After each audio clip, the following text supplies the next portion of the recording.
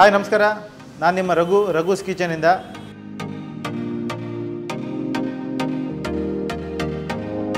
Last time egg manchurian ತೋರಿಸ್ಕೊಟ್ಟಿದ್ದೆ, ಸ್ವಲ್ಪ ಡಿಫ್ರೆಂಟಾಗಿ.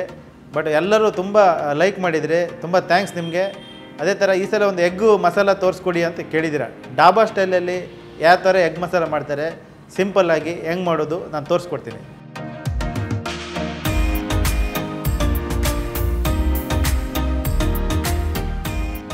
ನಾನೊಂದು 10 ಮೊಟ್ಟೆ ತೊಗೊಂಡಿದ್ದೀನಿ. 10 ಮೊಟ್ಟೆಯಲ್ಲಿ ಹೆಂಗೆ ಮಾಡೋದು ತೋರಿಸ್ಕೊಡ್ತೀನಿ. ಈ ಮನೇಲೊಂದು ನೀವು 4 ಜನ ಇದ್ದರೆ, 5 ಜನ ಇದ್ದರೆ, ಒಬ್ಬರಿಗೆ ಒಂದು 2 ಮೊಟ್ಟೆ ಲೆಕ್ಕ ಆದರೂ 10 ಮೊಟ್ಟೆ ಬೇಕಾಗುತ್ತೆ.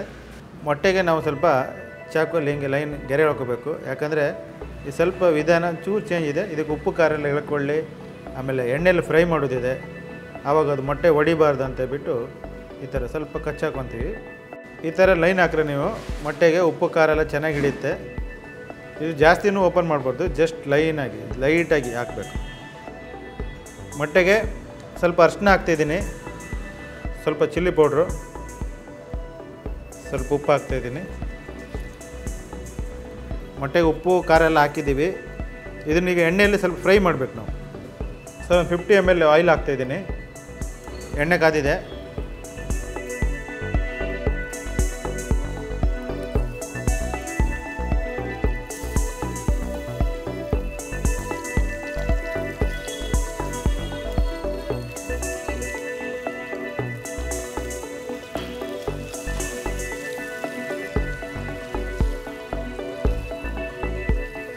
ಮೊಟ್ಟೆ ಲೈಟಾಗಿ ಫ್ರೈ ಆಗಿದೆ.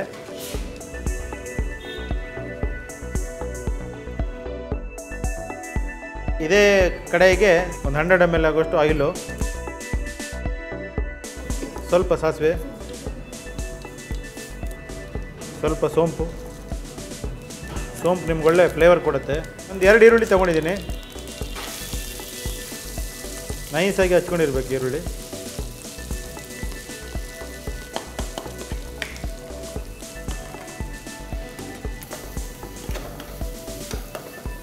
ಈರುಳ್ಳಿ ಫ್ರೈ ಆಗ್ತಾಯಿದೆ. ಈ ಎಗ್ ಮಸಾಲ, ರೋಟಿ, ದಾಲು ಈ ಥರ ನೆನೆಸ್ಕೊಂಡ್ರೆ ನಮಗೆ ದಾಬದ ನೆನಪಾಗುತ್ತೆ. ಎಷ್ಟೋ ಜನರಿಗೆ ನಾವೀಗ ದೂರ ಹೋಗ್ತಾ ಇರ್ತೀವಿ. ಸಡನ್ಲಿ ನಮ್ಗೆ ಊಟ ಬೇಕಂದಾಗ ನಾವು ನಿಲ್ಲಿಸೋದು ಡಬ್ಬಗಳಲ್ಲೇ ಹೋಗಿ ಆರ್ಡ್ರ್ ಕೊಟ್ಟು ಕೂಡಲೇ ಟಕ ಅಂತ ಮಾಡಿಕೊಡ್ತಾರೆ. ಈ ಥರ ಎಗ್ ಮಸಾಲ ಆಗಿರ್ಬೋದು, ಪನ್ನೀರ್ ಇರ್ಬೋದು, ರೋಟಿ ಇರ್ಬೋದು, ಯಾವುದೇ ಆಗಲಿ ಬಿಸಿಯಾಗಿ ಬೇಗ ಮಾಡಿಕೊಡ್ತಾರೆ. ಎಲ್ಲ ದಾಬಾದವರಿಗೂ ನಮ್ಮ ಕಡೆಯಿಂದ ತುಂಬ ನಿಮಗೊಂದು ಸಲ್ಯೂಟು.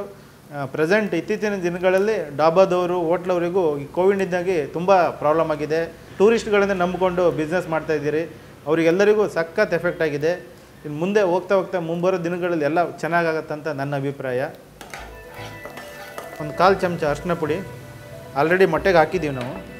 2 ಸ್ಪೂನು ಚಿಲ್ಲಿ ಪೌಡ್ರು, ಸ್ವಲ್ಪ ಖಾರಕ್ಕೆ ಅನುಗುಣ ನಿಮಗೆ ಎಷ್ಟು ಬೇಕೋ ಅಷ್ಟು ಹಾಕೋಬೋದು. ನಾನು 2 ಸ್ಪೂನ್ ಹಾಕ್ಕೊತೀನಿ. 1 ಸ್ಪೂನು ಧನಿಯಾ ಪುಡಿ, 1 ಸ್ಪೂನು ಗರಂ ಮಸಾಲ, ಒಂದು 1/4 ಚಮಚ ಜೀರಿಗೆ,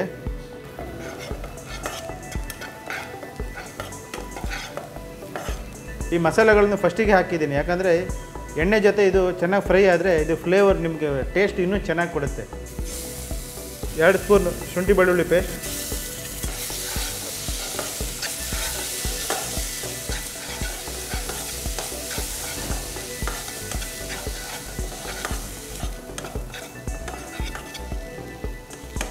ನೋಡಿ ಚೆನ್ನಾಗಿ ಕೂಡ್ಕೊಂಡಿದೆ. ಶುಂಠಿ ಬೆಳ್ಳುಳ್ಳಿ ಚೆನ್ನಾಗಿ ಫ್ರೈ ಆಗಿದೆ. ಒಂದು 3 ಟೊಮೊಟೊ ರುಬ್ಕೊಂಡಿದ್ದೀನಿ. ಟೊಮೊಟೊ ಹಾಕ್ತಾಯಿದ್ದೀನಿ.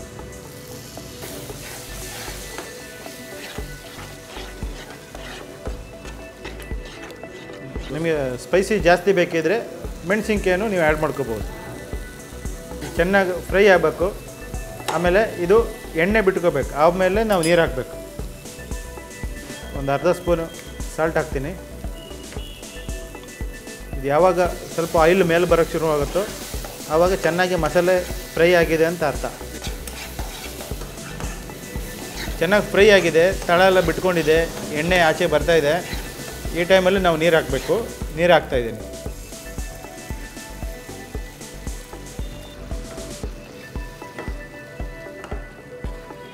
ಆ್ಯಕ್ಚುಲಿ ನಾನು ಫಸ್ಟು ಝೀ ಒಗ್ಗರಣೆಯಲ್ಲಿ ಬರುವಾಗ ಜಾಸ್ತಿ ಫಿಶ್ ವೆರೈಟಿನೇ ನಾನು ಮಾಡ್ತಿದ್ದೆ.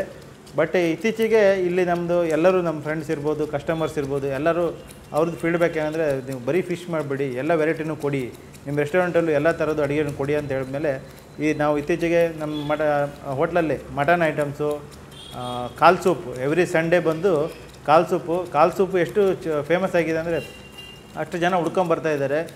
ಇನ್ನೊಂದು ಬಂದು ಹೈದರಾಬಾದಿ ಬಿರಿಯಾನಿ, 2 ಥರದ ಬಿರಿಯಾನಿ ನಮ್ಮ ಹೋಟ್ಲಲ್ಲಿ ಸಿಗುತ್ತೆ. ಸ್ಪೈಸಸ್ ಜಾಸ್ತಿ ಬೇಡ, ಹೈದರಾಬಾದಿ ಸ್ಟೈಲ್ ಬೇಕನ್ನೋರಿಗೆ ಅದು ಬಾಸ್ಮತಿ ರೈಸೆಲ್ಲ ಅದು ಮಾಡಿಕೊಡ್ತೀವಿ. ಮತ್ತು ಚಿಕ್ಕ ರೈಸು ನಾಟಿ ಸ್ಟೈಲಲ್ಲಿ ಬೇಕಾದರೆ ನಾಟಿ ಸ್ಟೈಲ್ ಬಿರಿಯಾನಿ, ಅದು ರೆಸಿಪಿನೂ ಕೂಡ ನೆಕ್ಸ್ಟ್ ನಮ್ಮ ಕಲರ್ ಸ್ಟಾಕೀಸಲ್ಲಿ ಅದನ್ನು ಕೂಡ ತೋರಿಸ್ಕೊಡ್ತೀನಿ. ನಾಟಿ ಸ್ಟೈಲ್ ಬಿರಿಯಾನಿ, ದಮ್ ಬಿರಿಯಾನಿ ಪ್ರತಿಯೊಂದನ್ನು ಸ್ಟೆಪ್ ಬೈ ಸ್ಟೆಪ್ ಒಂದೊಂದೇ ತೋರಿಸ್ಕೊಡ್ತಾ ಹೋಗ್ತೀನಿ. ನೋಡಿ ಎಣ್ಣೆ ಎಲ್ಲ ಮೇಲೆ ಬಂದಿದೆ, ಹಂಗಂದರೆ ನಿಮ್ಮ ಮಸಾಲೆ ರೆಡಿಯಾಗಿದೆ ಅಂತ ಅರ್ಥ.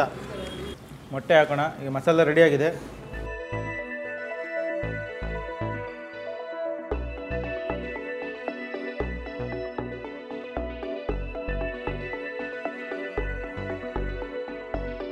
ಸ್ವಲ್ಪ ಕಸ್ತೂರಿ ಮೆಂತೆ ಹಾಕ್ತೀನಿ ಫ್ಲೇವರ್ಗೆ, ಸ್ವಲ್ಪ ಕೊತ್ತಂಬರಿ ಸೊಪ್ಪು. ನೋಡೋಕ್ಕೆ ಎಷ್ಟು ಚೆನ್ನಾಗಿ ಬಂದಿದೆ ನೋಡಿ, ರುಚಿನೂ ಹಾಗೆ ಚೆನ್ನಾಗಿ ಬಂದಿರುತ್ತೆ. ಮೊಟ್ಟೆ ಹಾಕಿದ ಮೇಲೆ ಇನ್ನೂ ಚೆನ್ನಾಗಿ ಅದು ಕೂಡ್ಕೊಂಡು ಇನ್ನೂ ಚೆನ್ನಾಗಿ ಫ್ಲೇವರ್ ಬರುತ್ತೆ. ಅಲ್ಲಿವರೆಗೆ ಇನ್ನೊಂದು 5 ನಿಮಿಷ ಮುಚ್ಚಲು ಹಾಕ್ಬಿಟ್ಟು ಮುಚ್ಚಿಬಿಡೋಣ. ವಾವ್, ಸಖತ್ತಾಗಿ ಬಂದಿದೆ. Dhaba style egg curry Raghu's ಕಿಚನಲ್ಲಿ ಮಾಡಿದ್ದೀನಿ. ಆಗಿದೆ. ಗ್ಯಾಸ್ ಆಫ್ ಮಾಡ್ತಾಯಿದ್ದೀನಿ. ನೋಡೋದಕ್ಕೆ ತುಂಬ ಚೆನ್ನಾಗಿ ಬಂದಿದೆ. ನೀವು ನಿಮ್ಮ ಮನೆಯಲ್ಲಿ ಮಾಡಿಕೊಂಡು ಹೆಂಗೆ ಬಂದಿದೆ ಅಂತ ನೀವು ನಮಗೆ ಕಮೆಂಟ್ ಮಾಡಿ.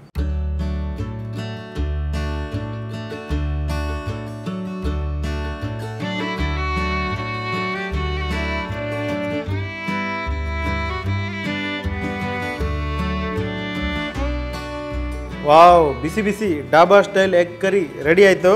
ಹಂಗೆ ಚಪಾತಿ ಬೇರೆ ರೆಡಿ ಇದೆ ಜೊತೆಗೆ. ಗಮ್ಮಂತ ಇದೆ, ಏನೋ ಸಮಥಿಂಗ್ ಡಿಫ್ರೆಂಟ್ ಆಗಿದೆ. ಇದು ಮಸಾಲ ಫ್ಲೇವರು ಘಮ ಅಂತ ಇದೆ. ಡಾಬಾ ಸ್ಟೈಲ್ ಮಸಾಲ ಹೆಂಗೆ ಕಾಣ್ತಿದೆ ನೋಡಿ. ಮಕ್ಕಳಿಗೆ ಕೂಡ ಇಷ್ಟ ಆಗುತ್ತೆ, ಏನು ಬಾಯಿಗೆ ಸಿಗಲ್ಲ. ವಾವ್, ಸಖತ್ತಾಗಿ ಮೊಟ್ಟೆ ಹೆಂಗಿದೆ ನೋಡ್ತೀನಿ.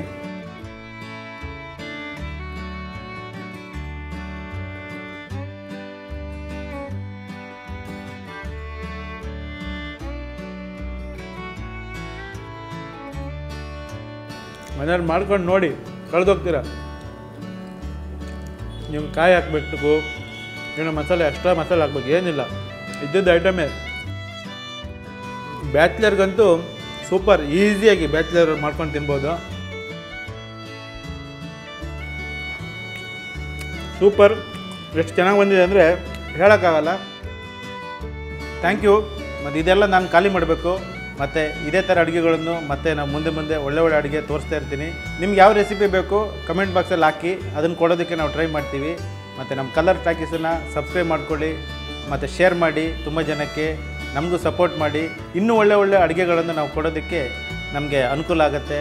ನಿಮ್ಗೆ ಯಾವುದು ಹೊಸ ಅಡುಗೆ ಬೇಕಿದ್ದರೂ ಅಲ್ಲಿ ನಮ್ಮ ಕಮೆಂಟ್ ಬಾಕ್ಸಲ್ಲೇ ಕಮೆಂಟ್ ಹಾಕಿ, ನಾವು ಕೊಡೋದಕ್ಕೆ ಟ್ರೈ ಮಾಡ್ತೀವಿ. ಅಲ್ಲಿವರೆಗೆ be safe, be healthy, take care, bye.